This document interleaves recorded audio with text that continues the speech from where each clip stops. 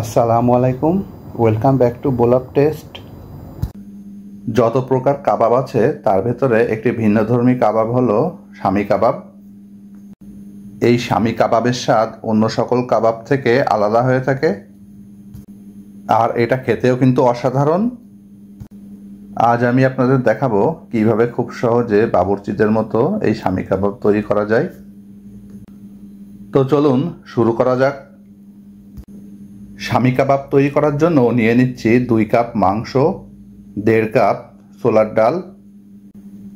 এখন এর সাথে আমি নিয়ে নিচ্ছি কিছু আস্ত মশলা। এখানে আমি নিয়েছি 1/3 কাপ রসুন, 1/3 কাপ পেঁয়াজ, কয়েক টুকরা আদা, 3টি তেজপাতা, 5টি এলাচ, 5টি লবঙ্গ, সামান্য দারুচিনি, 7টি গোলমরিচ, 1টি কালো এলাচ, 3টি শুকনা মরিচ, স্বাদ মতো লবণ, হাফ চা চামচ হলুদ। এবার একটি প্রেসার কুকারে পর্যাপ্ত পানি নিয়ে এই সব উপকরণ আমি সেদ্ধ করে নেব। এখানে পানির পরিমাণ এমনভাবে নেবেন যেন উপকরণগুলো সিদ্ধ হতে হতে পানিটা শুকিয়ে যায়। সিদ্ধ হয়ে গেলে এর ভেতর থেকে আস্ত গরম মশলাগুলো উঠিয়ে নিয়ে খুব ভালোভাবে ম্যাশ করে নিতে হবে।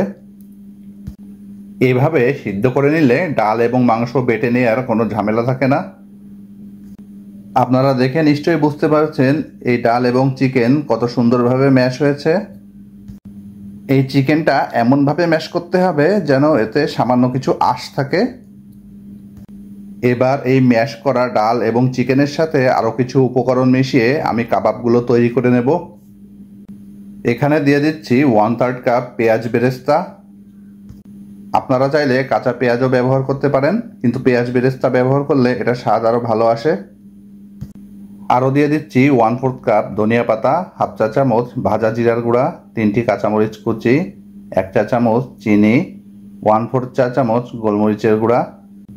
যেহেতু ডাল এবং চিকেন প্রেসার কুকারে সিদ্ধ করে নিয়েছিলাম, এজন্য এটা একটু স্টিকি। এখন এর সাথে দিয়ে দিচ্ছি 1 টেবিল চামচ বেসন। এই বেসনটা দিলে স্টিকি ভাবটা কিছুটা কমে আসে। আরও দিয়ে দিচ্ছি 1 চা চামচ লেবুর রস এবং একটি ডিম। এখন এই সব কিছুর সাথে হাফ টেবিল চামচ তেল দিয়ে ভালোভাবে মিশিয়ে নেব।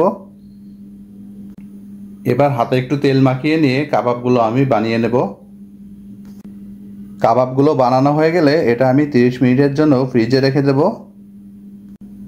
ডিপ ফ্রিজে রেখে দিলে কাবাবগুলো খুব ভালোভাবে সেট হয় এবং এটা ভাজার সময় কোনোভাবেই ছাড়িয়ে যায় না। এবার একটি প্যানে তেল গরম করে নিয়েছি। এখন এই কাবাবগুলো এর ভিতর দিয়ে দিচ্ছি। এগুলো উল্টিয়ে পাল্টিয়ে গোল্ডেন ব্রাউন করে ভেজে নিতে হবে। দেখুন একটি কাবাবও কিন্তু ভাজার সময় ছাড়িয়ে যাচ্ছে না। আমার সবগুলো কাবাব ভাজা হয়ে গিয়েছে। কাবাবগুলো আমি সার্ভিং ডিশে সার্ভ করেছি। এগুলোর কালার দেখে আপনারা নিশ্চয়ই বুঝতে পারছেন এই কাবাবগুলো কতটা পারফেক্ট হয়েছে। এই কাবাবগুলোর স্বাদ কিন্তু একেবারে বিয়েবাড়ির বাবুর্চিদের কাবাবের মতো। এই শামি কাবাব পোলাও বিরিয়ানি ছাড়াও শুধু খেতে অনেক ভালো লাগে। আজ আমি খুব সহজ পদ্ধতিতে এই শামি কাবাব তৈরি করা দেখালাম। আপনারাও চাইলে একদিন বাড়িতে ট্রাই করে দেখতে পারেন। আমাদের আজকের রেসিপি যদি আপনাদের ভালো লেগে থাকে তাহলে অবশ্যই একটি লাইক, কমেন্ট এবং শেয়ার করবেন।